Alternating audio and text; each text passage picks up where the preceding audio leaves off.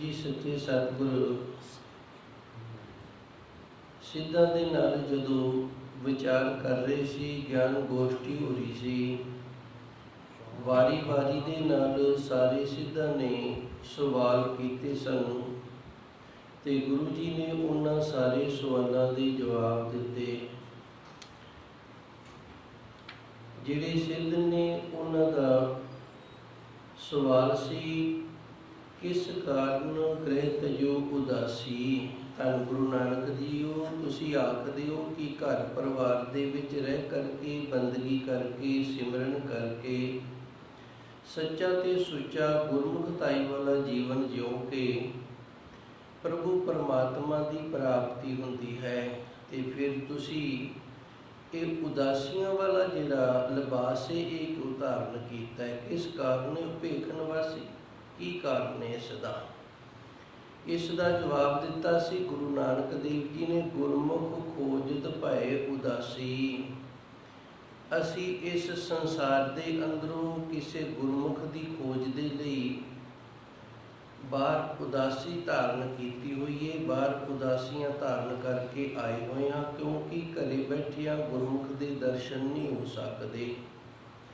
इत्थे सिद्धां दा जिहड़ा ख्याल सी वो ये सी भी गुरु नानक देव जी ये आखणगे कि असी बाहर जो उदासियां धारण कीतियां ने ना, वो जिवें कौडा राक्षस सी, बली कंधारी सी, सज्जन ठग सी, सखी सुहागन सी, इस तरह होर भी बेताद सन जिन्हां ने धार्मिक लिबास धारण किया होया सी लेकिन अंदरों धार्मिक नहीं सन। भी गुरु नानक देव जी आखणगे कि असी इन्हां दा ये पर्दा फाश करन वास्ते आए हां ते असी गुरु नानक देव जी नूं किसी होर चक्कर दे विच उलझा लवांगे। सो गुरु महाराज जी सच्चे सतगुर ने इन्हां दा बड़ा सुचज्जा उत्तर दिता है कि असी तां गुरमुख लभते फिरदे हां ते जिहड़ा भेख धारण कीता है, भेख तो बिना इस संसार दे अंदर आम लिबास दे नाल जदों असी विचरदे हां, उदों फिर साधु संत ने जिहड़े उन्हां दे नाल वार्तालाप साडा जिहड़ा ये नहीं हो सकदा, क्योंकि साधु संतां दा सुभाव हुंदा है वो साधु संत वाले लिबास दे नाल ही जो मनुख उन्हां दे पास आउंदा उहदे नाल ही ज्ञान चर्चा करते हैं, दूसरे नूं ये समझते हैं भी केवल ये साडे दर्शनां नूं ही आया है, इस तरह कह के टरका दिंदे ने। फिर अगे इन्हां दा सवाल सी, किस वखर के तुम बनजारे, भाव किहड़े नाम की कमाई करते हो तुसीं, वो किहड़ा मंत्र है, किहड़ा नाम है जिंदी तुसी कमाई करते हो। गुरु महाराज जी ने फिर उत्तर दिता कि असी सच्चे सतगुर का जो सच्चा नाम है, साज वखर के हम मनजारे, असी सच्चे सतगुर के सच्चे नाम का वंज करते हैं। किस क्यों कर साथ लंघावो पारे, ते जिहड़ियां तुहाडे नाल जुड़ियां हुई संगतां ने उन्हां नूं फिर किवें पार करोगे, किहड़े तरीके नाल पार करते हो। तुसीं हठ जोग तां करदे ही नहीं, समाधियां च लीन नहीं हुंदे, ते फिर तुहाडे नाल दे ने जिहड़े वो किवें इस संसार तो पार हुंदे ने। गुरु महाराज जी ने उत्तर दिता, नानक गुरमुख उतरस पारे। जिहड़ा गुरसिख गुरमुख हो जाएगा ना, वो इस संसार तो पार उतर जाएगा। इत्थे केवल ते केवल उसका पार उतारा होएगा जिहड़ा गुरमुख हो गया, दूजे का नहीं। फिर इन्हां सिद्धां ने सवाल किया, कितविद पुरखा जन्म वटाया, तू अपना ये जन्म किहड़े तरीके दे नाल, किहड़ी विधि दे नाल, किहड़ी साधना दे नाल बदले है। क्योंकि जन्म नूं बदलण दे लई कोई नहीं तो कोई साधना होएगी जिहड़ी तुसीं साधी होनी है, जिहदे नाल तुहाडा ये सुभाव बदल गया, जन्म बदल गया है। उसका जवाब गुरु महाराज जी सच्चे सतगुर ने दिता सी, सतगुर के जन्मे गमन मटाया। ये उत्तर तक रह गए सन उन्हां दे जवाब ने जिहड़े अज गुरु महाराज जी सच्चे सतगुर दी रहमत किरपा दे नाल आपां विचारन लगे हां। साधां दा जवाब सवाल सी भी तुसीं ये जन्म किवें बदले है, ये जन्म किवें वटाया है। सतगुर के जन्मे गमन मटाया।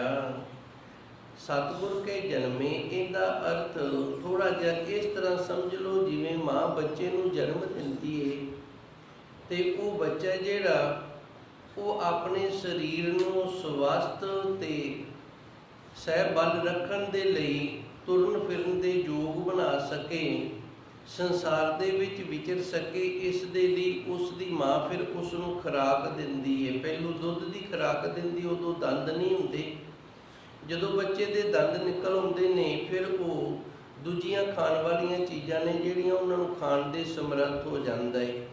जिवें माँ अपने बच्चे का ध्यान रख के उस तो बच्चा माँ तो खुराक की प्राप्ति करके ते संसार दे अंदर तंदुरुस्त ते श्रेष्ठ बल दे वो विचरदा है। उस तरह जिहड़ा गुरसिख गुरु तो नाम की खुराक प्राप्त करके नाम नूं जप के नाम का अभ्यास हो करके अपने अंदर की अध्यात्मिक अवस्था नूं उच्चियां कर लैंदा है ते फिर उस गुरसिख का जिहड़ा जन्म है ना वो वटाया जा सकता है। गुरु सतगुर के जन्म गवन वटाया। एक जन्म सानू माँ दिंदी है ते माँ जन्म दे के साडे शरीर की संभाल करती है। अंदरों जिहड़ी अध्यात्मिक अवस्था है ना वो गुरु के घर जदों असी गुरसिख हुंदे आ, खंडे बाटे का अमृत छक लिया, उदों जन्म हुंदा है ते फिर वो गुरु के दर ते नाम जपण करके ही अंदर की अवस्था उच्ची ते सुच्ची हुंदी है। इत्थे आप जी नूं एक होर थोड़ा जिहा दसना करदे हां। इस संसार के अंदर 2.5 मावां मन्नियां गईयां ने। एक माँ मन्नी गई है भगत ध्रुव जी की। भगत ध्रुव जी की माता ने जदों भगत ध्रुव जी नूं बंदगी करन वास्ते जंगलों वाल भेज दिता सी, उन्हां दे अंदर बाद दे विच पुत्र का मोह नहीं सी आया। ते दूसरी माँ है जिहड़ी वो मन्नी गई है बाबा फरीद जी की माता। इन्हें बड़ी गरीबी होने के बावजूद भी अपने पुत्र नूं उस प्रभु परमात्मा दे नाल जोड़ दिता सी। इतिहास दे विच आउंदा कि बाबा फरीद जी नवाज नहीं सन पढ़िया करते ते इन्हां नूं फिर शक्कर दा लालच दिता सी भी तुसीं नवाज पढ़ोगे ना ते जिहड़े मुसल्ले ते ना बैठ के नवाज पढ़ोगे उनके थल्ले खुदा शक्कर रख जाया करेगा, तुसीं शक्कर खाया करोगे। ते अद्धी माँ जिहड़ी ये गोपी चंद की मन्नी गई है। गोपी चंद की माता ने अपने पुत्र नूं बंदगी करन दे लई तैयार तां कर लिया सी, पर मगरों जदों मोह आ गया ना ते फिर पुठा सद लिया सी। इन्हें कहती नहीं रह सकती पुत्र मैं तेरे बिना। सतगुर के जन्मे गवन मटाया। जदों सच्चे सतगुर की कृपा हुंदी है, रहमत हुंदी है, इस तरह का योग परिवार मिल जाए, गुरु महाराज जी की रहमत हो जाए, गुरु की बंदगी सिमरन दे विच लग जाइए ते फिर ये जिहड़ा जन्म है ना ये अगे बदलिया जाता है जी। अनहत दाते एहु मन लाया। ते इन्हां दा फिर अगे जिहड़ा दूजा सवाल सी वो सी काहे को तुझ एहु मन लाया। तुसी इस पासे भाव भजन बंदगी फकीरी वाले पासे मन क्यों ला लिया है। इसके भी कई कारण होंदे ने। कई घर परिवार तो दुखी हो जाते ने ते वो घर परिवार छड्ड के साधु संत हो जाते ने, ते कई ने जिहड़े ये रोजी रोटी दे लई भी इस पासे आ जाते ने। कोई बिरला है जिहड़ा प्रभु परमात्मा की प्राप्ति करन दे लई जां अपना जीवन सुधारन दे लई इस पासे हुंदा है।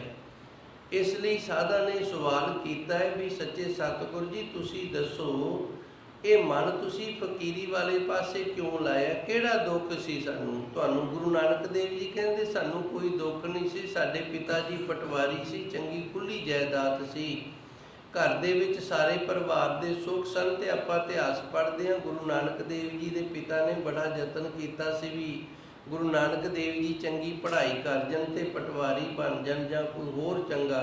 इत्थों तक कि मोदी खाना भी खलवा के दिता सी भी शायद ये करन लग जान, पर इन्हां ने इन्हां सारियां चीज़ां नूं ठोकरा मार के ते उस प्रभु परमात्मा की बंदगी वाले पासे अपने आप नूं लाया सी। हुण गुरु नानक देव जी रहमत करते ने अनहत राते एहो मन लाया। अनहत ये वो धुन है जिहड़ी कदे भी हत्थ नहीं हुंदी, ना हत्थ होण वाली धुन, वो धुन जिंदा कदे नाश नहीं हुंदा। ਉਸ ਪ੍ਰਭੂ ਪਰਮਾਤਮਾ ਦੇ ਨਾਮ ਦੀ ਧੁਨ ਜਿਹੜੀ ਉਹਦੇ ਵਿੱਚ ਰੰਗੇ ਰਹਿਣ ਦੇ ਲਈ ਅਸੀਂ ਮਨ ਇੱਧਰ ਲਾਇਆ ਹੈ। ਕੋਈ ਕਿਸੇ ਨਾਲ ਬਹਿਸ ਕਰਨ ਵਾਸਤੇ, ਕਿਸੇ ਨਾਲ ਜਿੱਦ ਕਰਨ ਵਾਸਤੇ, ਜਾਂ ਕਿਸੇ ਪਰਿਵਾਰਿਕ ਦੁੱਖ ਦੇ ਮਾਰੇ ਅਸੀਂ ਇੱਧਰ ਨਹੀਂ ਲੱਗੇ। ਸਾਡਾ ਇੱਧਰ ਲੱਗਣ ਦਾ ਜਿਹੜਾ ਕਾਰਨ ਹੈ, ਉਸ ਪ੍ਰਭੂ ਪਰਮਾਤਮਾ ਦਾ ਜਿਹੜਾ ਅਣਹਦ ਅਨਾਦ ਧੁਨ ਹੈ, ਨਿਰਵਾਣ ਪਦਵੀ ਹੈ, ਉਸ ਪ੍ਰਭੂ ਪਰਮਾਤਮਾ ਦੀ ਬਾਣੀ ਦੇ ਵਿੱਚ, ਨਾਮ ਦੇ ਵਿੱਚ ਸਾਡਾ ਮਨ ਰੰਗਿਆ ਲਵੇ। ਇਸ ਪਾਸੇ ਅਸੀਂ ਇੱਧਰ ਮਨ ਨੂੰ ਲਾਉਣਾ ਕੀਤਾ ਹੈ ਜੀ। ਮਨਸਾ ਆਸਾ ਸ਼ਬਦ ਜਲਾਈ। ਫਿਰ ਇਹਨਾਂ ਦਾ ਅੱਗੇ ਸਵਾਲ ਸੀ ਤੀਜਾ, ਕਿਤਬਿਦ ਆਸਾ ਮਨਸਾ ਖਾਈ। ਆਸਾ ਹੁੰਦੀ ਹੈ ਕੁਝ ਪ੍ਰਾਪਤੀ ਦੀ, ਤੇ ਮਨਸਾ ਹੁੰਦੀ ਹੈ ਮਨ ਦੀਆਂ ਇੱਛਾਵਾਂ। ਮਨੁੱਖ ਦੇ ਅੰਦਰ ਅਨੇਕ ਪ੍ਰਕਾਰ ਦੀਆਂ ਇੱਛਾ ਨੇ ਜਿਹੜੀਆਂ ਇਹ ਜਨਮ ਲੈਂਦੀਆਂ ਰਹਿੰਦੀਆਂ ਨੇ। ਕੁਝ ਖਾਣ ਦੀ ਇੱਛਾ, ਕੁਝ ਪੀਣ ਦੀ ਇੱਛਾ। ਇੱਛਾ ਦੇ ਨਾਲ ਹੀ ਮਨੁੱਖ ਜਿਹੜਾ ਫਿਰ ਕੁਝ ਛਕਦਾ ਛਕਾਉਂਦਾ। ਇੱਛਾ ਦੇ ਨਾਲ ਹੀ ਅਸੀਂ ਇੱਧਰ ਉੱਧਰ ਜਾਂਦੇ ਹਾਂ। ਕਿਤੇ ਜਾਣ ਦੀ ਇੱਛਾ ਹੋ ਗਈ ਤੇ ਉੱਧਰ ਨੂੰ ਚਲੇ ਗਏ। ਤੇ ਆਸਾ ਦਾ ਅਰਥ ਹੁੰਦਾ ਉਮੀਦ।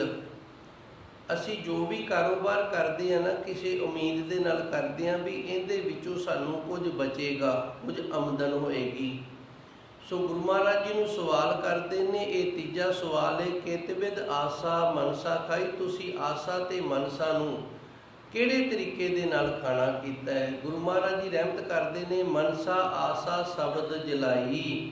ਸੱਚੇ ਸਤਿਗੁਰ ਦੇ ਸ਼ਬਦ ਦੇ ਨਾਲ ਇਹਨਾਂ ਦੋਵਾਂ ਨੂੰ ਅਸੀਂ ਛਾੜ ਦਿੱਤਾ। ਭਾਵ ਵਾਹਿਗੁਰੂ ਗੁਰਮੰਤਰ ਦਾ ਅਭਿਆਸ ਕੀਤਾ ਹੈ, ਵਾਹਿਗੁਰੂ ਗੁਰਮੰਤਰ ਨੂੰ ਜਪਣਾ ਕੀਤਾ ਹੈ, ਤੇ ਵਾਹਿਗੁਰੂ ਗੁਰਮੰਤਰ ਦੇ ਨਾਲ ਆਸਾ ਤੇ ਮਨਸਾ ਦੋਵੇਂ ਸੜ ਗਈਆਂ ਹਨ ਜੀ। ਗੁਰਮੁਖ ਜੋਤ ਨਿਰੰਤਰ ਪਾਈ। ਫਿਰ ਇਹਨਾਂ ਦਾ ਚੌਥਾ ਸਵਾਲ ਸੀ, ਕਿਤਬਿਦ ਜੋਤ ਨਿਰੰਤਰ ਪਾਈ। ਕਿਹੜਾ ਤਰੀਕਾ ਤੁਸੀਂ ਵਰਤਿਆ, ਕਿਹੜੀ ਵਿਧੀ ਵਰਤੀ ਹੈ ਜਿਹਦੇ ਨਾਲ ਉਸ ਪ੍ਰਭੂ ਪਰਮਾਤਮਾ ਦੀ ਜੋਤ ਨੂੰ ਤੁਸੀਂ ਪ੍ਰਾਪਤ ਕਰ ਲਿਆ? ਨਿਰੰਤਰ ਦਾ ਅਰਥ ਹੁੰਦਾ ਇੱਕ ਰਸ।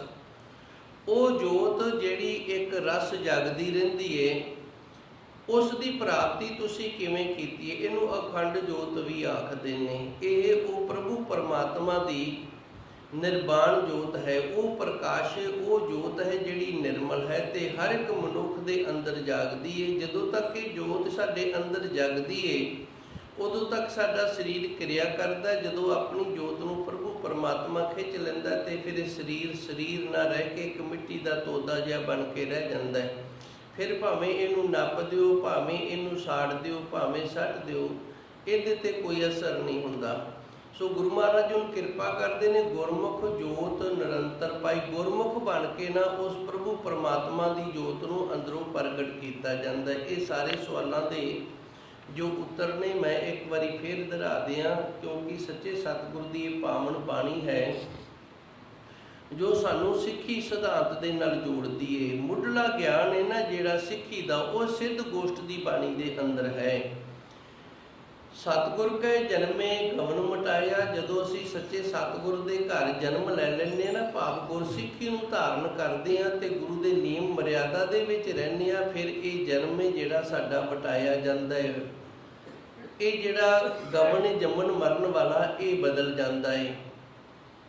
ਸੱਚੇ ਸਤਿਗੁਰ ਦੀ ਪ੍ਰਾਪਤੀ ਵਾਲਾ ਜਿਹੜਾ ਸ਼ਬਦ ਹੈ, ਉਸ ਨੂੰ ਜਦੋਂ ਅਸੀਂ ਪ੍ਰਾਪਤ ਕਰਨ ਦੀ ਚਾਹਨਾ ਦੇ ਨਾਲ ਇਸ ਪਾਸੇ ਤੁਰਾਂਗੇ ਤੇ ਮਨ ਫਿਰ ਉਹਦੇ ਨਾਲ ਲੱਗੇਗਾ। ਫਿਰ ਸੰਸਾਰਿਕ ਜਿਤਨੇ ਵੀ ਮੋਹ ਮਾਇਆ ਦੇ ਜਾਲ ਨੇ, ਇਹ ਨਾਸ ਹੋ ਜਾਣਗੇ। ਜਦੋਂ ਤੱਕ ਅਸੀਂ ਨਾਮ ਦਾ ਅਭਿਆਸ ਨਹੀਂ ਕਰਦੇ, ਉਦੋਂ ਤੱਕ ਅੰਦਰੋਂ ਆਸਾ ਤੇ ਮਨਸਾ ਜਿਹੜੀਆਂ ਇਹ ਸੜਦੀਆਂ ਨਹੀਂ। ਗੁਰਮੁਖ ਜੋਤ ਨਿਰੰਤਰ ਪਾਈ। ਇਸ ਤਰ੍ਹਾਂ ਗੁਰਮੁਖ ਬਣ ਕੇ ਇਸ ਵਿਧੀ ਦੇ ਨਾਲ ਉਸ ਪ੍ਰਭੂ ਪਰਮਾਤਮਾ ਦੀ ਅਖੰਡ ਜੋਤ ਦੀ ਪ੍ਰਾਪਤੀ ਹੋ ਜਾਂਦੀ ਹੈ ਜੀ।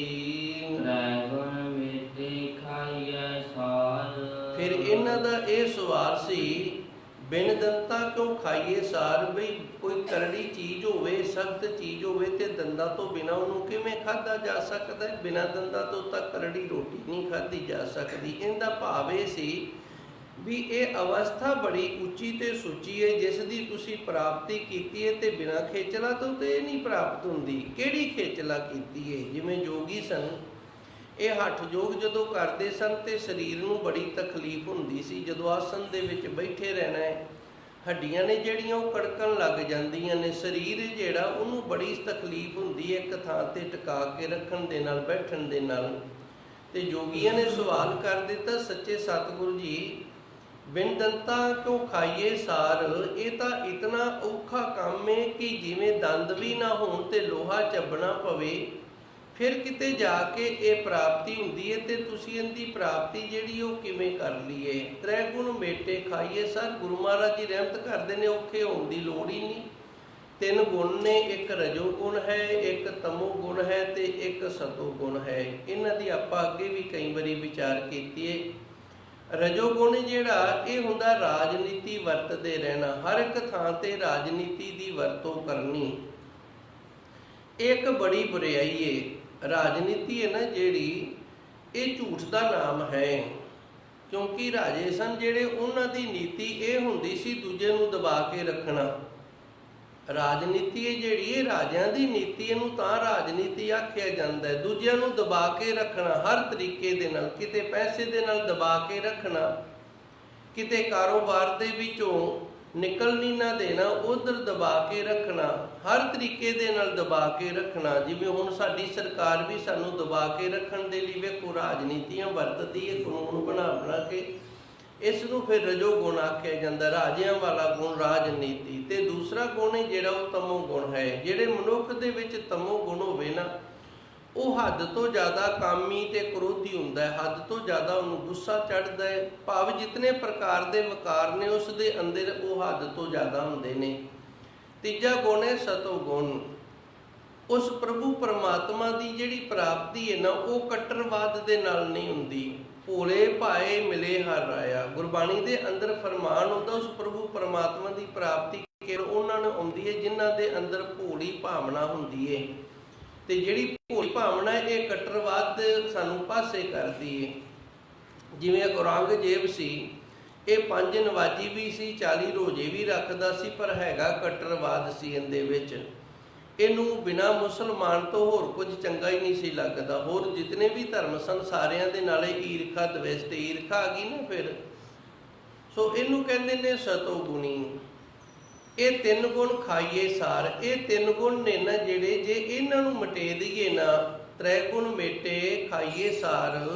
ਇਹਨਾਂ ਨੇ ਆਖਿਆ ਸੀ ਬਿਨ ਦੰਤਾ ਕਿਉਂ ਖਾਈਏ ਸਾਰ। ਭਾਈ ਦੰਦਾਂ ਤੋਂ ਬਿਨਾ ਲੋਹਾ ਕਿਵੇਂ ਚੱਬਾਂਗੇ। ਤੇ ਗੁਰੂ ਮਹਾਰਾਜ ਜੀ ਨੇ ਫਿਰ ਉੱਤਰ ਦਿੱਤਾ ਵੀ 3 ਗੁਣ ਨੇ ਜਿਹੜੇ, ਇਹਨਾਂ ਦਾ ਅੰਦਰੋਂ ਨਾਸ਼ ਕਰ ਦੇਵੇ ਤੇ ਇਹ ਲੋਹਾ ਚੱਬਣ ਵਾਲੀ, ਭਾਵ ਇਹ ਜਿਹੜੀ ਤੁਸੀਂ ਬੜੀ ਕਠਿਨ ਗੱਲ ਦੱਸ ਰਹੇ ਹੋ ਨਾ, ਉਸ ਪ੍ਰਭੂ ਪਰਮਾਤਮਾ ਦੀ ਪ੍ਰਾਪਤੀ ਵਾਲੀ, ਇਹ ਬੜੀ ਸੌਖੀ ਹੋ ਜਾਂਦੀ ਹੈ ਜੀ। ਨਾਨਕ ਤਾਰੇ ਤਾਰਨਹਾਰ। ਤੇ ਉਸ ਨੂੰ ਫਿਰ ਪ੍ਰਭੂ ਪਰਮਾਤਮਾ ਜੋ ਸਾਰਿਆਂ ਨੂੰ ਤਾਰਨ ਵਾਲਾ ਹੈ ਨਾ, ਉਹ ਤਾਰ ਦਿੰਦਾ ਹੈ ਜੀ। ਆਦ ਕਉ ਕਵਨ ਵਿਚਾਰ ਕਥਿਅਲੇ, ਸੁਨ ਕਹਾਂ ਕਰ ਵਾਸੋ। ਇੱਥੋਂ ਹੁਣ 21ਵੀਂ ਪੌੜੀ ਹੈ ਜਿਹੜੀ ਉਹ ਪ੍ਰਾਰੰਭ ਹੁੰਦੀ ਹੈ। 21ਵੀਂ ਪੌੜੀ ਦੇ ਵਿੱਚ ਫਿਰ ਜੋਗੀਆਂ ਨੇ ਸਵਾਲ ਕੀਤੇ ਨੇ ਸੱਚੇ ਸਤਿਗੁਰ ਨੂੰ, ਬਈ ਸਾਨੂੰ ਇਹ ਦੱਸੋ ਕਿ ਉਸ ਪ੍ਰਭੂ ਪਰਮਾਤਮਾ ਦਾ ਆਦਿ ਕੀ ਹੈ। ਤੇ ਗੁਰਬਾਣੀ ਕਹਿੰਦੀ ਉਸ ਦਾ ਆਦਿ ਤੇ ਅੰਤ ਹੈ ਹੀ ਨਹੀਂ।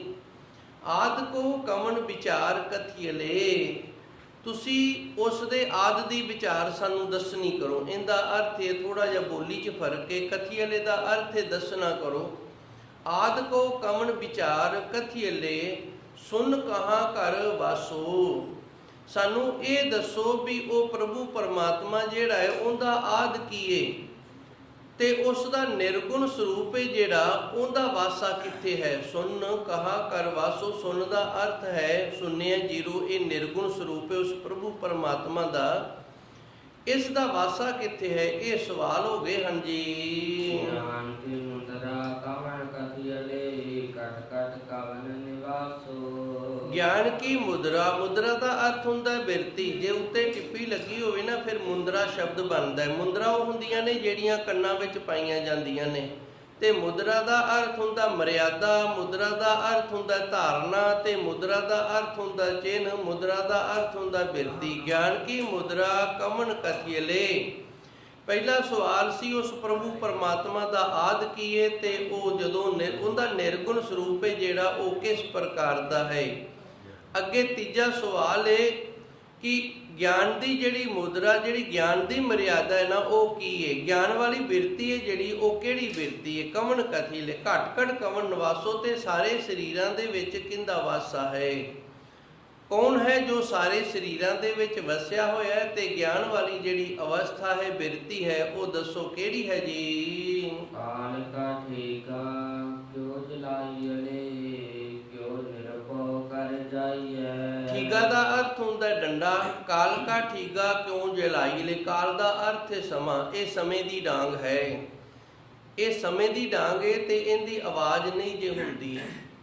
ਕਾਲ ਕਾ ਠੀਗਾ ਕਿਉਂ ਜਲਾਈਲੇ, ਇਹ ਸਮੇਂ ਦੀ ਡਾਂਗ ਹੈ। ਇਹ ਸਮੇਂ ਦੀ ਡਾਂਗ ਦੀ ਨਾ ਆਵਾਜ਼ ਨਹੀਂ ਹੁੰਦੀ, ਜਿੰਦੇ ਪੈਂਦੀ ਉਹਨੂੰ ਪਤਾ ਲੱਗ ਜਾਂਦਾ ਵੀ ਮੈਨੂੰ ਹੁਣ ਸਮੇਂ ਦੀ ਡਾਂਗ ਹੈ ਜਿਹੜੀ ਉਹ ਪੈ ਗਈ ਏ। ਸਮੇਂ ਦੇ ਨਾਲ ਮਨੁੱਖ ਦੇ ਕਰਮ ਨੇ ਜਿਹੜੇ ਉਹ ਉਗੜਦੇ ਨੇ, ਤੇ ਜਿਵੇਂ ਜਿਵੇਂ ਮਨੁੱਖ ਦੇ ਸਮੇਂ ਦੇ ਨਾਲ ਕਰਮ ਉਗੜਦੇ ਨੇ, ਉਵੇਂ ਉਵੇਂ ਫਿਰ ਸਮੇਂ ਦੀ ਡਾਂਗ ਉਹਨੂੰ ਵੱਜਦੀ ਹੈ। ਵੇਖਿਆ ਗੁਰਬਾਣੀ ਦੇ ਅੰਦਰ ਵੀ ਫਰਮਾਨ ਹੁੰਦਾ ਹੈ, ਨਦਰ ਉਪੱਠੀ ਜੇ ਕਰੇ ਸੁਲਤਾਨਾ ਕਾਹੋ ਕਿਰਾਏ ਦਾ। ਜਦੋਂ ਉਹਦੇ ਸਮੇਂ ਦੇ ਅਨੁਸਾਰ ਡਾਂਗ ਪੈਂਦੀ ਹੈ ਨਾ ਉਸ ਪਰਮਾਤਮਾ ਦੀ, ਤੇ ਫਿਰ ਸੁਲਤਾਨਾ ਕਾਹੋ ਕਿਰਾਏ ਦਾ, ਜਿਹੜੇ ਰਾਜੇ ਮਹਾਰਾਜੇ ਸਨ ਨਾ, ਉਹਨਾਂ ਨੂੰ ਘਾਹ ਖੋਤਣ ਲਾ ਦਿੰਦਾ ਹੈ। ਹੁਣ ਵੇਖੋ, ਇੱਕ ਰਾਜਾ ਦੁਨੀਆ ਤੇ ਰਾਜ ਕਰਦਾ ਤੇ ਸਮੇਂ ਨੇ ਉਹਨੂੰ ਕੀ ਕਰ ਦਿੱਤਾ? ਘਾਹ ਖੋਦਣ ਲਾ ਦਿੱਤਾ ਹੈ। ਕਾਲ ਕਾ ਠੀਗਾ ਕਿਉਂ ਜਲਾਈਲੇ। ਸੋ ਇਹਨਾਂ ਯੋਗੀਆਂ ਨੇ ਇਹ ਸਵਾਲ ਕੀਤਾ ਵੀ ਸਮੇਂ ਦੀ ਜਿਹੜੀ ਡਾਂਗ ਮਨੁੱਖ ਨੂੰ ਵੱਜਦੀ, ਇਹਨੂੰ ਸਾੜਿਆ ਕਿਵੇਂ ਜਾਵੇ? ਕਿਉਂ ਨਿਰਭਉ ਕਰ ਜਾਈਏ, ਤੇ ਭੈ ਤੋਂ ਰਹਿਤ ਜਿਹੜੀ ਅਵਸਥਾ ਹੈ ਉਹਨੂੰ ਕਿਵੇਂ ਪ੍ਰਾਪਤ ਕਰੀਦਾ ਹੈ ਜੀ? ਸਹਿਜ ਸੰਤੋਖ ਕਾ ਆਸਣ ਜਾਣੈ ਜੋ ਸਿਧਿ ਬਹਿਰਾਈਐ।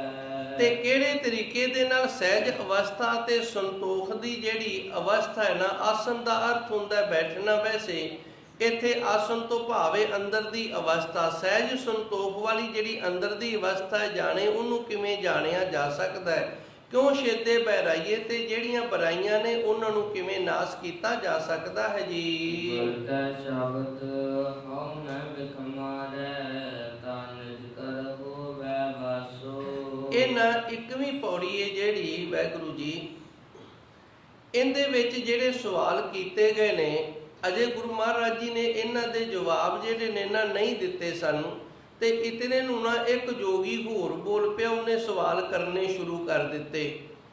ਜਿਵੇਂ ਉੱਤਰ ਦੇਣ ਵਾਲਾ ਇੱਕ ਹੋਵੇ ਤੇ ਸਵਾਲ ਕਰਨ ਵਾਲੇ 6-7 ਹੋਣ ਨਾ, ਤੇ ਫਿਰ ਉਹਨਾਂ ਦੀ ਕੋਸ਼ਿਸ਼ ਹੁੰਦੀ ਉਹ ਸਾਰੀ ਵਾਰੀ ਸਵਾਲ ਜਦੋਂ ਕਰਦੇ ਨੇ, ਇੱਕੇ ਵਾਰੀ ਵੀ ਆਪਾਂ ਇਹਨੂੰ ਸਵਾਲਾਂ 'ਚ ਹੀ ਉਲਝਾ ਲਓ। ਸੋ ਗੁਰੂ ਮਹਾਰਾਜ ਜੀ ਰਹਿਮਤ ਕਰਦੇ ਨੇ, ਗੁਰ ਕੈ ਸ਼ਬਦ ਹੋਮੇ ਬਿਖ ਮਾਰੇ ਤਾਂ ਨਿਜ ਕਰ ਹੋਵੇ ਵਾਸੋ। ਇੱਕ ਸਮੁੱਚੇ ਤੌਰ ਤੇ ਅਜੇ ਉੱਤਰ ਦੇਣੇ ਸ਼ੁਰੂ ਕੀਤੇ ਨੇ। ਇਹਦੇ 21ਵੀਂ ਪੌੜੀ ਦੇ ਜਿਹੜੇ ਸਵਾਲ ਨੇ ਨਾ, ਇਹਨਾਂ ਦੇ 23ਵੀਂ ਪੌੜੀ ਦੇ ਵਿੱਚ ਉੱਤਰ ਹੋਣਗੇ। ਮੈਂ ਆਪ ਜੀ ਨੂੰ ਇਹ ਸਮਝਾਉਣਾ ਚਾਹੁੰਦਾ, ਵਿਚਾਲੇ ਜਿਹੜੀ 22ਵੀਂ ਪੌੜੀ ਇਸ ਤੋਂ ਅੱਗੇ ਆਵੇਗੀ, ਉਹਦੇ ਵਿੱਚ ਸਵਾਲ ਜਿਹੜੇ ਨੇ ਉਹ 22ਵੀਂ ਪੌੜੀ ਦੇ ਵਿੱਚ ਹੀ ਦੇ ਦਿੱਤੇ ਨੇ। ਕੋਈ ਵਿੱਚ ਇੱਕ ਜ਼ਿਆਦਾ ਕਾਹਲਾ ਹੋਣਾ ਹੈ, ਉਹ ਛੇਤੀ ਬੋਲ ਪਿਆ ਹੋਣਾ ਵੀ ਮੈਂ ਵੀ ਆਪਣੇ ਸਵਾਲ ਕਰਦਿਆਂ, ਤੇ ਗੁਰੂ ਮਹਾਰਾਜ ਜੀ ਨੇ ਕਿਹਾ ਚੰਗਾ ਫਿਰ ਤੂੰ ਕਾਹਲਾ ਹੈ, ਤੇ ਤੇਰੇ ਸਵਾਲਾਂ ਦੇ ਜਵਾਬ ਦੇ ਦਿੰਨੇ ਆ।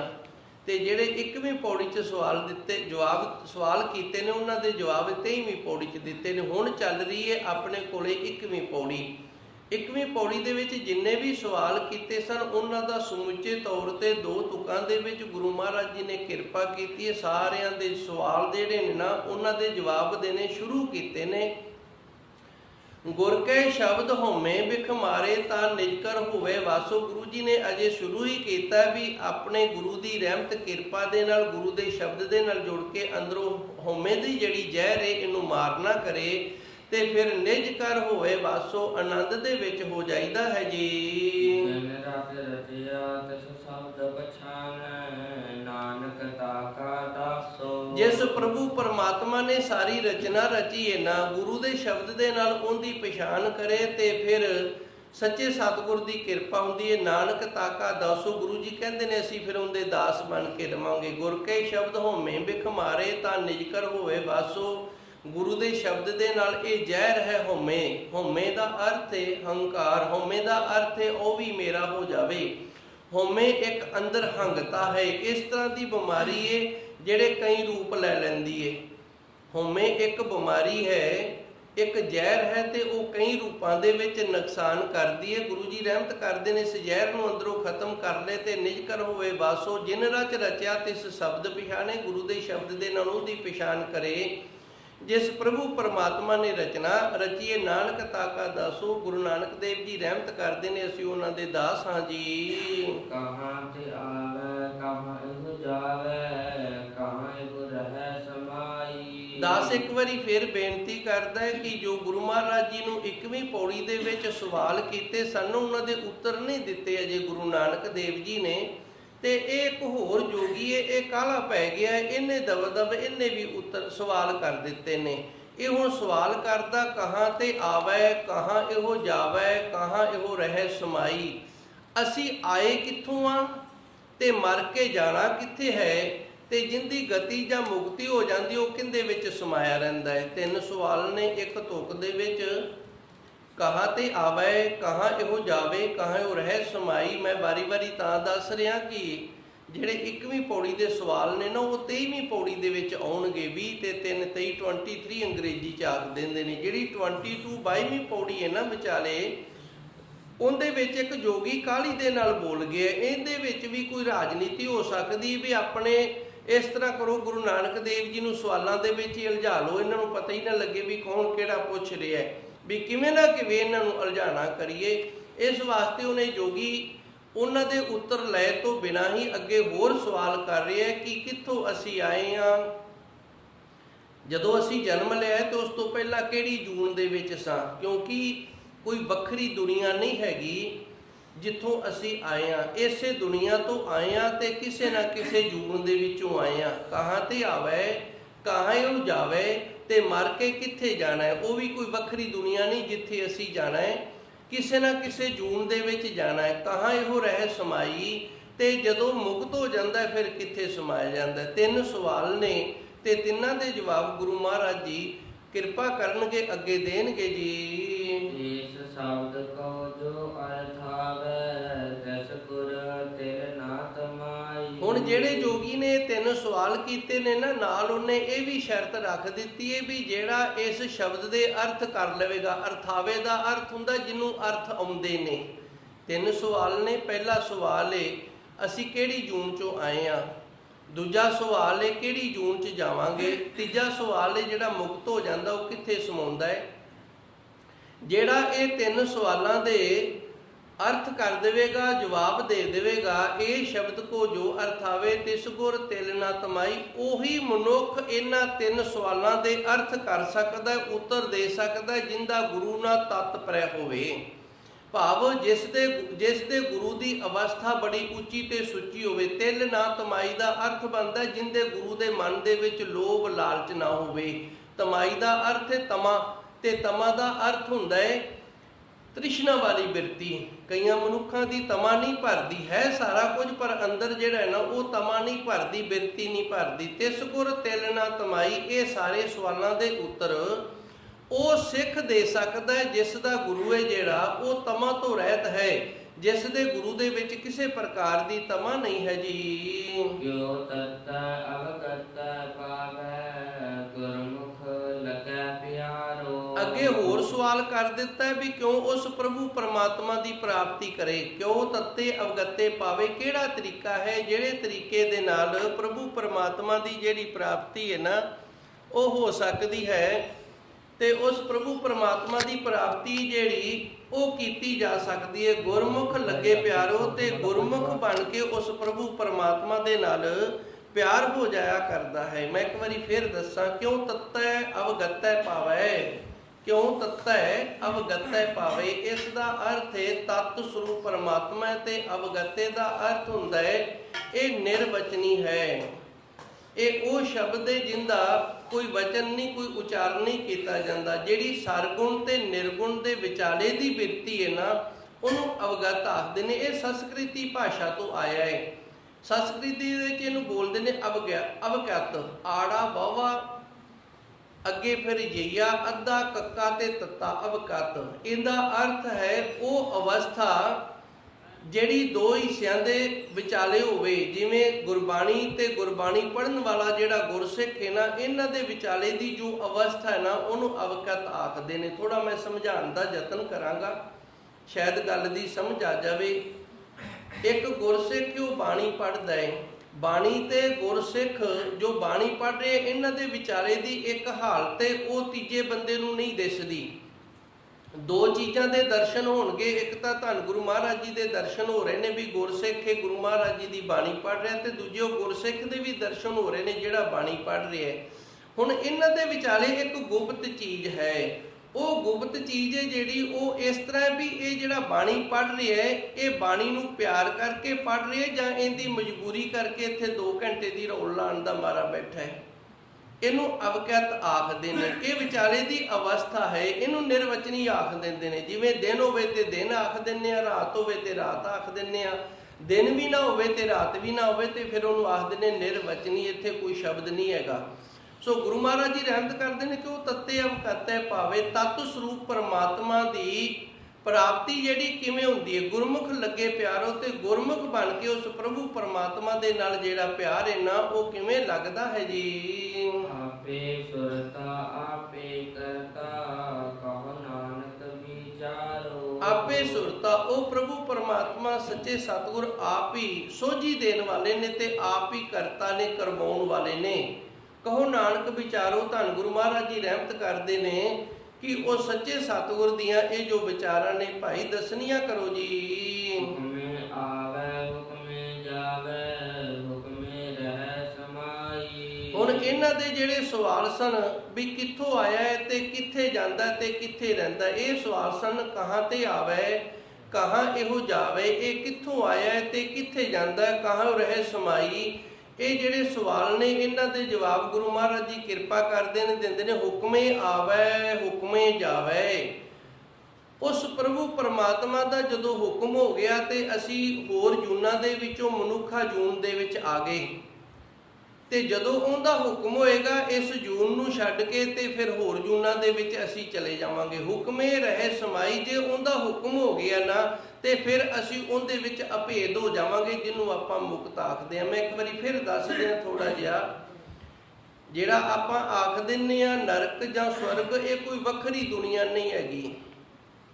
ਇਹ ਇਸੇ ਦੁਨੀਆ ਦੇ ਉੱਤੇ ਅਸੀਂ ਆਪਣੇ ਕੀਤੇ ਹੋਏ ਕਰਮਾਂ ਦੇ ਅਨੁਸਾਰ ਨਰਕ ਤੇ ਸੁਰਗ ਭੋਗ ਰਹੇ ਹਾਂ, ਤੇ ਕੋਈ ਕਿਸੇ ਵੱਖਰੀ ਦੁਨੀਆ ਤੋਂ ਅਸੀਂ ਆਏ ਨਹੀਂ ਤੇ ਨਾ ਹੀ ਕਿਸੇ ਵੱਖਰੀ ਦੁਨੀਆ ਤੇ ਜਾਣਾ ਹੈ।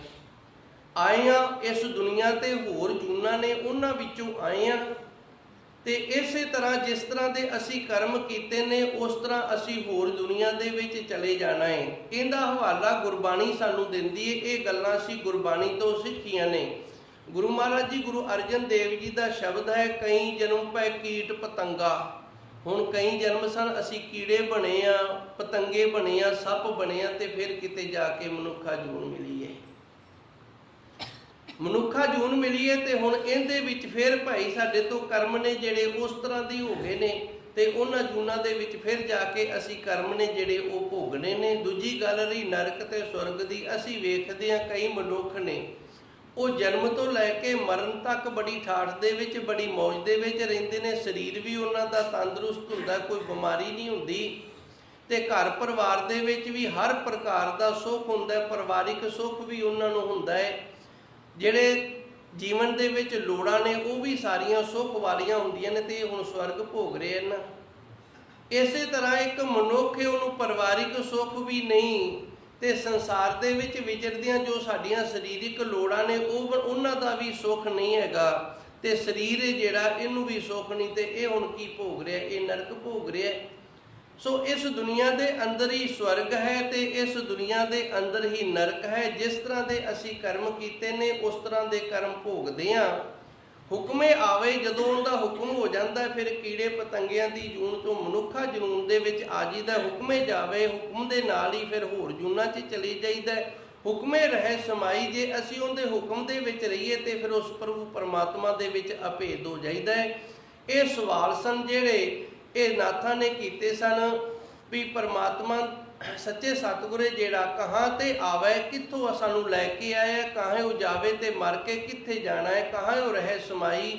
ਗੁਰੂ ਨਾਨਕ ਦੇਵ ਜੀ ਨੇ ਇਹਨਾਂ ਦੇ ਜਵਾਬ ਦਿੱਤੇ ਹਨ ਜੀ। ਪੂਰੇ ਗੁਰ ਤੇ ਸਾਚ ਕਮਾਵੇ ਧਰਮਿਤ ਸਭ ਤੇ ਪਾਈ। ਫਿਰ ਅੱਗੇ ਇਹਨਾਂ ਨੇ ਸਵਾਲ ਇਹ ਰੱਖਿਆ ਸੀ ਭਈ ਸੱਚੇ ਸਤਿਗੁਰ ਸਾਨੂੰ ਇਹ ਵੀ ਤੁਸੀਂ ਦੱਸਣਾ ਕਿੱਥੋਂ ਆਏ ਆ, ਕਿੱਥੇ ਗਏ ਆ ਤੇ ਕਿੱਥੇ ਸਮਾਂਦੇ ਆ। ਇਸ ਸ਼ਬਦ ਕੋ ਜੋ ਅਰਥਾਵੇ ਤਿਸ ਗੁਰ ਤਿਲ ਨਾ ਤਮਾਈ। ਜਿਹਨੂੰ ਇਸ ਗੱਲ ਦਾ ਪਤਾ ਲੱਗ ਜੇ ਨਾ, ਉਹਦਾ ਗੁਰੂ ਬੜਾ ਯੋਗ ਹੋਏਗਾ। ਮਾੜੇ ਗੁਰੂ ਤੋਂ ਉਹਨੂੰ ਪਤਾ ਨਹੀਂ ਲੱਗੇਗਾ। ਜਿਹੜੇ ਗੁਰੂ ਨੂੰ ਹੀ ਨਹੀਂ ਪਤਾ ਤੇ ਉਹ ਸਿੱਖ ਨੂੰ ਕੀ ਦੱਸੇਗਾ। ਇਸ ਤਰ੍ਹਾਂ ਸਮਝ ਲਓ, ਜਿੰਦੇ ਗੁਰੂ ਨੂੰ ਗਿਆਨ ਹੋਏਗਾ ਫਿਰ ਉਸ ਦੇ ਗੁਰਸਿੱਖ ਨੂੰ ਵੀ ਗਿਆਨ ਹੋਏਗਾ। ਹੁਣ ਗੁਰੂ ਮਹਾਰਾਜ ਜੀ ਰਹਿਮਤ ਕਰਦੇ ਨੇ, ਇਹਦਾ ਜਵਾਬ ਦਿੰਦੇ ਨੇ, ਪੂਰੇ ਗੁਰ ਤੇ ਸਾਚ ਕਮਾਵੇ। ਪੂਰਾ ਗੁਰੂ ਮਿਲ ਜਾਵੇ ਤੇ ਪੂਰੇ ਗੁਰੂ ਦੀ ਕਿਰਪਾ ਰਹਿਮਤ ਦੇ ਨਾਲ ਸੱਚ ਦੀ ਕਮਾਈ ਕਰਨ ਵਾਲਾ ਹੋਏ। ਗਤਮਿਤ ਸ਼ਬਦੇ ਪਾਈ। ਇਹ ਜਿਹੜੀ ਮਰਿਆਦਾ ਤੁਸੀਂ ਦੱਸੀ ਹੈ ਨਾ, ਆਉਣ ਤੇ ਜਾਣ ਵਾਲੀ, ਜੰਮਣ ਤੇ ਮਰਨ ਵਾਲੀ, ਜੂਨਾਂ ਦੇ ਗੇੜਾਂ ਵਾਲੀ, ਇਸ ਮਰਿਆਦਾ ਨੂੰ ਗੁਰੂ ਦੇ ਸ਼ਬਦ ਦੀ ਕਮਾਈ ਦੇ ਨਾਲ ਪ੍ਰਾਪਤ ਕੀਤਾ ਜਾਂਦਾ ਹੈ। ਜਿਸ ਵਕਤ ਸੁਖਦੇਵ ਮੁਨੀ 13 ਸਾਲ ਦੀ ਉਮਰ ਹੋਈ ਸੀ ਤੇ ਜੰਗਲਾਂ ਨੂੰ ਤੁਰੇ ਸਨ ਨਾ, ਤੇ ਇਹਨਾਂ ਦੇ ਪਿਤਾ ਬਿਆਸ ਜੀ ਸਨ। ਉਹਨਾਂ ਨੇ ਨਾ ਇਹਨੂੰ ਟੋਹਣ ਦੇ ਲਈ ਵੀ ਕਿਤੇ ਉਹ ਨਾ ਹੋਵੇ 10 ਕੁ ਕਿੱਲੇ ਜਾ ਕੇ ਤੇ ਪੁੱਠਾ ਮੋੜ ਆਵੇ, ਆਖੇ ਬਾਪੂ ਮੇਰੇ ਤੋਂ ਤਾਂ ਘਰ ਬਿਨਾ ਨਹੀਂ ਰਿਹਾ ਜਾਂਦਾ, ਮੈਂ ਮਾੜਾ ਜਿਹਾ ਨੂੰ ਵੇਖ ਹੀ ਲਵਾਂ। ਬਿਆਸ ਭਗਤ ਜੀ ਨੇ ਨਾ ਸੁਖਦੇਵ ਮੁਨੀ ਨੂੰ ਆਪਣੇ ਪੁੱਤਰ ਨੂੰ ਟੋਹਣ ਦੇ ਲਈ ਵੀ ਕਿੰਨੇ ਕੁ ਪਾਣੀ ਦੇ, ਉਹਨੂੰ ਆਖਿਆ ਪੁੱਤਰ ਮੈਨੂੰ ਤੇਰਾ ਮੋਹ ਬੜਾ ਹੁੰਦਾ, ਤੂੰ ਸਾਰਿਆਂ ਤੋਂ ਛੋਟਾ ਹੈ ਤੇ ਤੂੰ ਨਾ ਜਾ। ਤੇ ਸੁਖਦੇਵ ਮੁਨੀ ਨੇ ਦੋਵੇਂ ਹੱਥ ਜੋੜ ਕੇ ਆਖਿਆ ਸੀ, ਪਿਤਾ ਜੀ ਮੈਨੂੰ ਰੋਕੋ ਨਾ, ਮੈਨੂੰ ਹੁਣ ਮੇਰੀਆਂ ਪਿਛਲੀਆਂ ਜੂਨਾਂ ਦਾ ਗਿਆਨ ਹੋਇਆ। ਇਹਨੇ ਆਪਣੇ ਸਿਮਰਤੀ ਦੇ ਵਿੱਚ ਲਿਖਿਆ ਹੋਇਆ, ਸੁਖਦੇਵ ਸਿਮਰਤੀ ਦੇ ਵਿੱਚ ਕਹਿੰਦਾ, ਮੈਂ ਪਿਛਲੇ ਜਨਮ ਦੇ ਵਿੱਚ ਇੱਕ ਬਿੱਲੇ ਦੀ ਜੂਨ ਦੇ ਵਿੱਚ ਸੀ ਤੇ ਹੋਰ ਬਿੱਲੇ ਨੇ ਨਾ ਮੇਰਾ ਗਲ ਘੁੱਟ ਕੇ ਮੈਨੂੰ ਮਾਰਿਆ ਸੀ ਤੇ ਮੈਂ ਬੜਾ ਔਖਾ ਹੋ ਕੇ ਮਰਿਆ ਸੀ। ਮੈਨੂੰ ਇਹ ਸਾਰੀਆਂ ਸੋਝੀਆਂ ਆ ਗਈਆਂ ਨੇ। ਸੋ ਗੁਰੂ ਮਹਾਰਾਜ ਜੀ ਰਹਿਮਤ ਕਰਦੇ ਨੇ, ਪੂਰੇ ਗੁਰ ਤੇ ਸਾਚ ਕਮਾਵੇ। ਜਦੋਂ ਪੂਰੇ ਗੁਰੂ ਦੀ ਰਹਿਮਤ ਕਿਰਪਾ ਹੁੰਦੀ ਹੈ, ਸੱਚ ਦੀ ਕਮਾਈ ਕਰੀਦੀ ਹੈ ਤੇ ਗਤਮਿਤ ਸ਼ਬਦੇ ਪਾਈ, ਉਸ ਦੀ ਇਸ ਮਰਿਆਦਾ ਨੂੰ ਫਿਰ ਸਮਝਿਆ ਜਾਂਦਾ ਹੈ ਜੀ। ਆਦ ਕੋ ਬਿਸਮਾਦ ਵਿਚਾਰ ਕਥਿਲੇ ਸੁਨ ਨਿਰੰਤਰ ਵਾਸ ਲਿਆ। ਹੁਣ ਧੰਨ ਗੁਰੂ ਨਾਨਕ ਦੇਵ ਜੀ ਨੂੰ ਜੋ 21ਵੀਂ ਪੌੜੀ ਦੇ ਵਿੱਚ ਸਵਾਲ ਕੀਤੇ ਸਨ, ਉਹਨਾਂ ਦੇ ਜਵਾਬ ਹੁਣ 23ਵੀਂ ਪੌੜੀ ਆ ਗਈ ਇਹਦੇ ਵਿੱਚ ਨੇ। ਮੈਂ ਇੱਕ ਵਾਰੀ ਫਿਰ ਦੱਸਣ ਦਾ ਯਤਨ ਕਰਦਾ। ਆਪ ਸਹਿਜ ਪਾਠੀਓ, ਅਖੰਡ ਪਾਠੀਓ, ਜਦੋਂ ਸਿੱਧ ਗੋਸ਼ਟ ਦੀ ਬਾਣੀ ਪੜ੍ਹੋ ਨਾ ਤੇ 20ਵੀਂ ਪੌੜੀ ਦੇ ਵਿੱਚ, 21ਵੀਂ ਪੌੜੀ ਦੇ ਵਿੱਚ ਜਿਹੜੇ ਸਵਾਲ ਨੇ ਉਹਨਾਂ ਦੇ ਉੱਤਰ 22ਵੀਂ ਪੌੜੀ ਦੇ ਨਹੀਂ, ਕਿਉਂਕਿ ਪਿੱਛੇ ਗੁਰੂ ਜੀ ਨੇ ਮਰਿਆਦਾ ਬਣਾਈ ਸੀ। ਪਹਿਲੀ ਪੌੜੀ ਦੇ ਜਿਹੜੇ ਸਵਾਲ ਸਨ ਦੂਜੀ 'ਚ ਦੇ ਦਿੱਤੇ ਨੇ, ਦੂਜੀ ਦੇ ਜਿਹੜੇ ਸਵਾਲ ਸਨ ਉਹਨਾਂ ਦੇ ਉੱਤਰ ਤੀਜੀ 'ਚ ਦੇ ਦਿੱਤੇ ਨੇ। ਇੱਥੇ 21ਵੀਂ ਪੌੜੀ ਦੇ ਜਿਹੜੇ ਸਵਾਲ ਨੇ ਨਾ, ਉਹਨਾਂ ਦੇ ਜਵਾਬ ਗੁਰੂ ਜੀ ਦੇਣ ਹੀ ਲੱਗੇ ਸਨ ਕਿ ਉਤਨੇ ਨੂੰ ਇੱਕ ਹੋਰ ਜੋਗੀ ਬੋਲ ਪਿਆ। ਉਹ ਇੱਕ ਰਾਜਨੀਤੀ ਵਰਤਦੇ ਸਨ ਵੀ ਗੁਰੂ ਨਾਨਕ ਦੇਵ ਜੀ ਨੂੰ ਸਵਾਲਾਂ ਦੇ ਵਿੱਚ ਹੀ ਆਪਾਂ ਉਲਝਾ ਲਈਏ ਤੇ ਇਹਨਾਂ ਨੂੰ ਪਤਾ ਹੀ ਨਾ ਲੱਗੇ ਵੀ ਕੌਣ ਕੀ ਪੁੱਛ ਰਿਹਾ ਹੈ। ਸੋ ਆਪਣੀ ਚਾਲ ਦੇ ਵਿੱਚ ਇਹ ਗੁਰੂ ਜੀ ਨੂੰ ਫਸਾਉਣਾ ਚਾਹੁੰਦੇ ਸਨ, ਪਰ ਸੱਚੇ ਸਤਿਗੁਰ ਆਪ ਕਲਾ ਧਾਰ ਨਾਰਾਇਣ ਜਗ ਪਰਵਰਿਓ, ਜਿਹੜਾ ਆਪ ਹੀ ਅਕਾਲ ਪੁਰਖ ਵਾਹਿਗੁਰੂ ਦਾ ਰੂਪ ਸੀ ਤੇ ਉਹਨੂੰ ਅਸੀਂ ਮਨੁੱਖ ਕੀ ਉਲਝਾ ਸਕਦੇ ਹਾਂ। ਸੋ ਗੁਰੂ ਨਾਨਕ ਦੇਵ ਜੀ ਹੁਣ ਇਹਨਾਂ ਦੀ 21ਵੀਂ ਪੌੜੀ ਦੇ ਵਿੱਚ ਜੋ ਇਹਨਾਂ ਦਾ ਪਹਿਲਾ ਸਵਾਲ ਸੀ, ਆਦ ਕੋ ਕਵਨ ਵਿਚਾਰ ਕਥੀਏ ਲੈ, ਉਸ ਪ੍ਰਭੂ ਪਰਮਾਤਮਾ ਦੀ ਆਦ ਦੀ ਗੱਲ ਦੱਸੋ ਸਾਨੂੰ, ਸੁਨ ਕਾ ਕਰ ਵਾਸੋ, ਤੇ ਉਹ ਪ੍ਰਭੂ ਪਰਮਾਤਮਾ ਦਾ ਨਿਰਗੁਣ ਜਿਹੜਾ ਸਰੂਪ ਹੈ ਉਹਦਾ ਕਿੱਥੇ ਵਸ ਹੈ, ਉਹਦਾ ਜਿਹੜਾ ਉੱਤਰ ਹੈ ਹੁਣ ਗੁਰੂ ਮਹਾਰਾਜ ਦੀ ਕਿਰਪਾ ਕਰਦੇ ਨੇ ਸਾਨੂੰ ਦੱਸਦੇ ਨੇ। ਆਦ ਕੋ ਬਿਸਮਾਦ ਵਿਚਾਰ ਕਥੀਏ ਲੈ, ਇਹ ਉੱਤਰ ਦੇ ਦਿੱਤਾ ਹੈ ਵੀ ਜਿਹੜੀ ਤੁਸੀਂ ਆਦ ਦੀ ਗੱਲ ਕੀਤੀ ਹੈ ਨਾ, ਉਹ ਇਸ ਪ੍ਰਕਾਰ ਹੈ ਜਿਵੇਂ ਇੱਕ ਬੰਦਾ ਹੋਵੇ, ਉਹਦਾ ਸਰੀਰ ਲੂਣ ਦਾ ਬਣਿਆ ਹੋਵੇ ਤੇ ਉਹ ਜਾਵੇ ਸਮੁੰਦਰ ਦੇ ਵਿੱਚ, ਵੀ ਮੈਂ ਸਮੁੰਦਰ ਦੇ ਵਿੱਚ ਜਾ ਕੇ ਇਹਨੂੰ ਨਾਪ ਕੇ ਉਹਨਾਂ ਕਿੰਨਾ ਕੁ ਡੂੰਘਾ ਹੈ, ਤੇ ਉਹ ਤਾਂ ਜਦੋਂ ਪਾਣੀ 'ਚ ਪ੍ਰਵੇਸ਼ ਕਰੇਗਾ ਤੇ ਉਦੋਂ ਹੀ ਖੁਰ ਜਾਵੇਗਾ ਤੇ ਆਪਾਂ ਡੀਕਦੇ ਰਹੀਏ ਵੀ ਇਹ ਆਵੇਗਾ ਤੇ ਆਣ ਕੇ ਸਾਨੂੰ ਦੱਸੇਗਾ। ਉਹਨੇ ਵਿਚਾਰੇ ਨੇ ਕੀ ਆਉਣਾ, ਉਹ ਤਾਂ ਪਾਣੀ ਦੇ ਵਿੱਚ ਹੀ ਲੈ ਹੋ ਗਿਆ।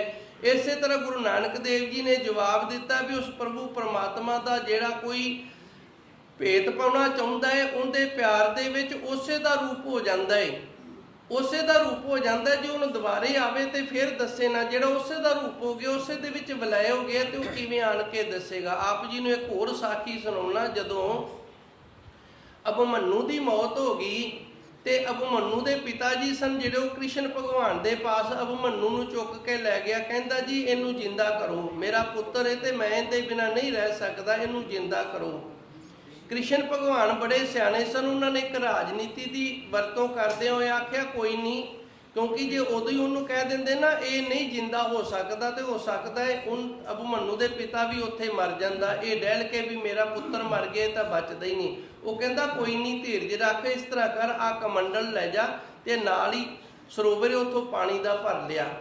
ਹੁਣ ਗਏ ਨੇ, ਪਾਣੀ ਭਰ ਲਿਆਂਦਾ ਹੈ। ਮਨ ਦੇ ਵਿੱਚ ਖਿਆਲ ਇਹ ਸੀ ਮੈਂ ਛੇਤੀ ਪਾਣੀ ਲੈ ਕੇ ਜਾਵਾਂ, ਸ਼ਾਇਦ ਪਾਣੀ ਦੇ ਛੱਟੇ ਮਾਰ ਕੇ ਮੇਰੇ ਪੁੱਤਰ ਨੂੰ ਜਿੰਦਾ ਕਰਨਗੇ। ਅਭਿਮਨੂ ਸ਼ਾਇਦ ਪਾਣੀ ਦੇ ਛੱਟਿਆਂ ਨਾਲ ਜਿੰਦਾ ਹੋ ਜਾਏਗਾ।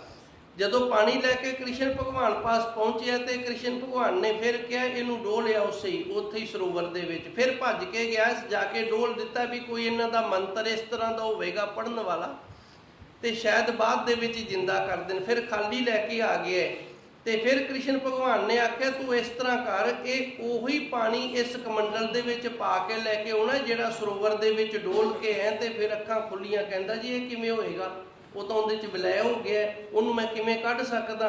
ਇਹ ਕੋਈ ਕਣਕ ਦੇ ਦਾਣੇ ਤਾਂ ਹੈ ਨਹੀਂ ਜਿਨ੍ਹਾਂ ਨੂੰ ਲਾਲ ਰੰਗ ਲਾ ਕੇ ਤੇ ਦਾਣਿਆਂ ਦੇ ਵਿੱਚ ਰਲਾ ਦਿੱਤਾ ਤੇ ਅਸੀਂ ਲਾਲ ਲਾਲ ਵਿੱਚੋਂ ਅੱਡ ਚੁਗ ਲਾਂਗੇ। ਇਹ ਤਾਂ ਵਿਲੈ ਹੋ ਗਿਆ, ਇਹ ਨਹੀਂ ਨਿਕਲੇਗਾ। ਕਹਿੰਦਾ ਫਿਰ ਇਹ ਵੀ ਵਿਲੈ ਹੋ ਗਿਆ, ਇਹ ਵੀ ਜਿੰਦਾ ਨਹੀਂ ਹੋਏਗਾ। ਜਿਹੜੀ ਇਹਦੇ ਅੰਦਰ ਜੋਤ ਸੀ ਨਾ ਉਹ ਪਰਮਾਤਮਾ ਦੇ ਵਿੱਚ ਅਭੇਦ ਹੋ ਗਈ ਏ।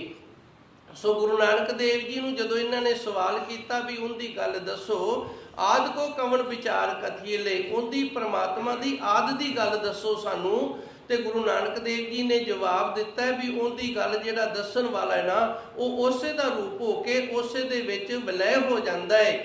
ਸੁਣ ਨਿਰੰਤਰ ਵਾਸ ਲਿਆ ਤੇ ਉਸ ਦਾ ਨਿਰਗੁਣ ਸਰੂਪ ਹੈ ਜਿਹੜਾ ਉਹ ਧਾਰਨ ਕਰ ਲੈਂਦਾ, ਜੋ ਇੱਕ ਰਸ ਸਾਰਿਆਂ ਦੇ ਵਿੱਚ ਵਸਿਆ ਹੋਇਆ ਹੈ ਜੀ। ਕਲਪਤ ਮੰਤਰਾ ਗੁਰ ਗਿਆਨ ਵਿਚਾਰੀਏ, ਕਟ ਕਟ ਸਾਚਾ ਸਰਬ ਜੀਆ। ਫਿਰ ਇਹਨਾਂ ਦਾ ਅੱਗੇ ਸਵਾਲ ਸੀ ਗਿਆਨ ਕੀ ਮੁਦਰਾ। ਮੁਦਰਾ ਦਾ ਅਰਥ ਹੁੰਦਾ ਮਰਿਆਦਾ, ਮੁਦਰਾ ਦਾ ਅਰਥ ਹੁੰਦਾ ਧਾਰਨ ਕਰਨਾ, ਮੁਦਰਾ ਦਾ ਅਰਥ ਹੁੰਦਾ ਬਿਰਤੀ। ਗਿਆਨ ਕੀ ਮੁਦਰਾ, ਇੱਕ ਮੁੰਦਰਾ ਹੁੰਦਾ ਉੱਥੇ ਉੱਤੇ ਟਿੱਪੀ ਲੱਗੀ ਹੁੰਦੀ ਹੈ, ਉਹ ਹੁੰਦੀਆਂ ਨੇ ਕੰਨ 'ਚ ਪਾਉਣ ਵਾਲੀਆਂ ਮੁੰਦਰਾ। ਇੱਥੇ ਬਿੰਦੀ ਨਹੀਂ, ਟਿੱਪੀ ਨਹੀਂ ਹੈਗੀ ਉੱਤੇ। ਗਿਆਨ ਕੀ ਮੁਦਰਾ ਕਵਣ ਕਥੀਲੇ, ਉਹ ਗਿਆਨ ਵਾਲੀ ਜਿਹੜੀ ਬਿਰਤੀ ਹੈ ਨਾ, ਜਿਹੜਾ ਗਿਆਨ ਵਾਲੀ ਮਰਿਆਦਾ ਉਹ ਕਿਹੜੀ ਹੈ? ਹੁਣ ਇਹ ਸਵਾਲ ਦਾ ਜਵਾਬ ਗੁਰੂ ਮਹਾਰਾਜ ਜੀ ਰਹਿਮਤ ਕਰਦੇ ਨੇ, ਇਹਨਾਂ ਨੂੰ ਦਿੰਦੇ ਨੇ ਇਹ ਕਲਪਤ। ਕਲਪਤ ਦਾ ਅਰਥ ਹੁੰਦਾ ਕਲਪਨਾ, ਕਲਪਨਾ ਤੋਂ ਰਹਿਤ ਹੋ ਜਾਣਾ ਹੀ ਗਿਆਨ ਵਾਲੀ ਮੁਦਰਾ ਹੈ, ਗਿਆਨ ਦੀ ਨਿਸ਼ਾਨੀ ਹੈ। ਜਿਹੜੇ ਮਨੁੱਖ ਦੇ ਵਿੱਚ ਗਿਆਨ ਹੋਏਗਾ ਉਹ ਕਲਪਨਾ ਦੇ ਵਿੱਚ ਨਹੀਂ ਫਸੇਗਾ।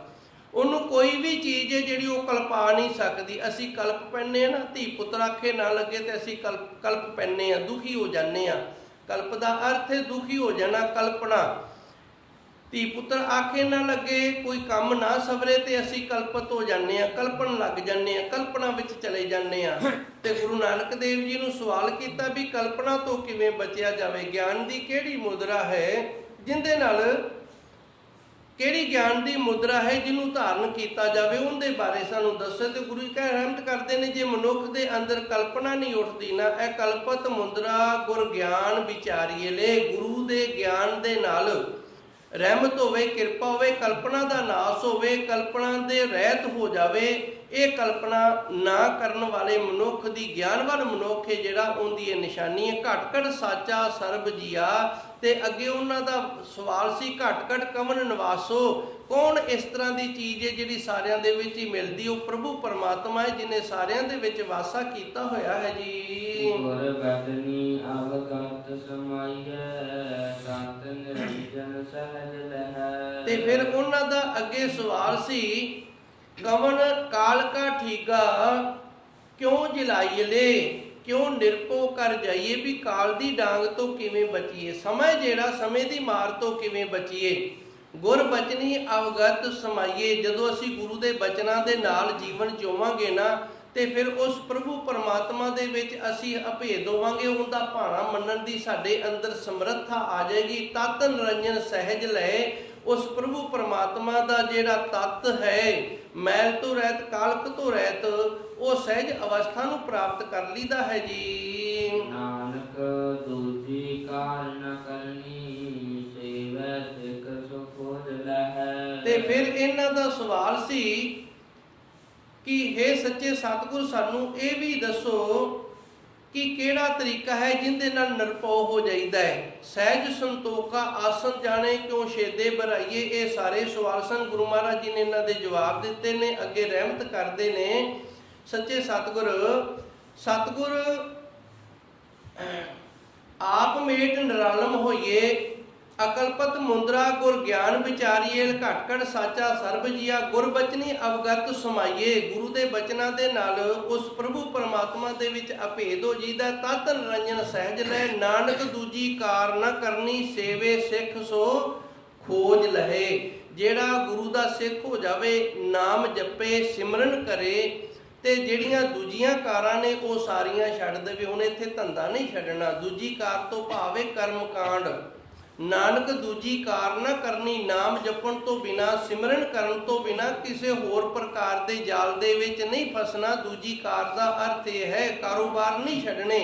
ਗੁਰੂ ਮਹਾਰਾਜ ਜੀ ਨੇ ਸਾਨੂੰ ਕਿਹਾ ਸੀ ਘਰ-ਬਾਰ ਦੇ ਵਿੱਚ ਰਹੋ ਤੇ ਆਪੋ ਆਪਣੇ ਕਾਰੋਬਾਰ ਕਰੋ। ਨਾਨਕ ਦੂਜੀ ਕਾਰ ਨਾ ਕਰਨੀ, ਨਾਮ ਜਪਣ ਤੋਂ ਬਿਨਾ ਹੋਰ ਕਿਸੇ ਪ੍ਰਕਾਰ ਦਾ ਅਡੰਬਰ ਨਹੀਂ ਕਰਨਾ। ਸੇਵੇ ਸਿੱਖ ਸੋ ਖੋਜ ਲੈ। ਜਿਹੜਾ ਗੁਰੂ ਦਾ ਸਿੱਖ ਨਾਮ ਜਪੇਗਾ ਨਾ, ਇਸ ਤਰ੍ਹਾਂ ਉਸ ਪ੍ਰਭੂ ਪਰਮਾਤਮਾ ਦੀ ਪ੍ਰਾਪਤੀ ਵਾਲਾ ਹੋ ਜਾਵੇਗਾ ਜੀ। ਹੁਕਮ ਦਸਮਾਤ ਹੁਕਮ ਪ੍ਰਸ਼ਾਨ ਜੀ ਜੁਗਤ ਸਤ ਜਾਣੈ ਸੋਈ। ਜਿਹੜਾ ਉਸ ਪ੍ਰਭੂ ਪਰਮਾਤਮਾ ਦੇ ਹੁਕਮ ਦੇ ਵਿੱਚ ਖੁਸ਼ ਰਹਿੰਦਾ ਹੈ ਤੇ ਜਿਹਨੂੰ ਉਸ ਦੇ ਹੁਕਮ ਦੀ ਪਛਾਣ ਆ ਗਈ ਏ, ਜੀਵਨ ਦੀ ਜੁਗਤੀ ਸੱਚ ਜਿਹੜੀ ਏ ਉਸ ਨੇ ਜਾਣ ਲਈ ਹੈ ਜੀ। ਆਪ ਮੇਟ ਨਿਰਾਲਮ ਹੋਵੇ ਅੰਤਰ ਸਾਚ ਜੋਗੀ ਕਹੀਐ ਸੋਈ। ਜਿਹੜਾ ਆਪਣੇ ਅੰਦਰੋਂ ਆਪਾ ਭਾਵ ਖਤਮ ਕਰਕੇ ਤੇ ਮੈਲ ਤੋਂ ਰਹਿਤ ਹੋ ਜਾਂਦਾ ਏ, ਧੰਨ ਗੁਰੂ ਜੀ ਰਹਿਮਤ ਕਰਦੇ ਨੇ, ਅੰਤਰ ਸਾਚ ਜੋਗੀ ਕਹੀਏ ਸੋਈ। ਉਹ ਅੰਦਰੋਂ ਸੱਚਾ ਹੈ ਤੇ ਉਸ ਨੂੰ ਆਪਾਂ ਉਸ ਪਰਮਾਤਮਾ ਦੇ ਵਿੱਚ ਜੁੜਿਆ ਹੋਇਆ ਕਹਿ ਸਕਦੇ ਹਾਂ। ਉਸ ਵਾਹਿਗੁਰੂ ਦੇ ਵਿੱਚ ਉਹ ਜੁੜਿਆ ਜਿਹੜਾ ਅੰਦਰੋਂ ਸੱਚਾ ਹੋ ਗਿਆ ਹੈ। ਅੰਦਰੋਂ ਸੱਚਾ ਹੋਣ ਦੇ ਲਈ ਆਪਾ ਭਾਵੇਂ ਜਿਹੜਾ ਇਹਨੂੰ ਮੇਟਣਾ ਪੈਂਦਾ ਹੈ ਤੇ ਮੈਲ ਤੋਂ ਰਹਿਤ ਹੋਣਾ ਪੈਂਦਾ ਹੈ। ਇਹ 23ਵੀਂ ਪੌੜੀ ਦੇ ਵਿੱਚ 21ਵੀਂ ਪੌੜੀ ਦੇ ਉੱਤਰ ਨੇ। ਜਿਹੜੇ 22ਵੀਂ ਪੌੜੀ ਦੇ ਵਿੱਚ ਸਵਾਲ ਕੀਤੇ ਸੀ ਉਹਦੇ ਉੱਤਰ 22ਵੀਂ ਪੌੜੀ ਦੇ ਵਿੱਚ ਆ ਗਏ ਸਨ।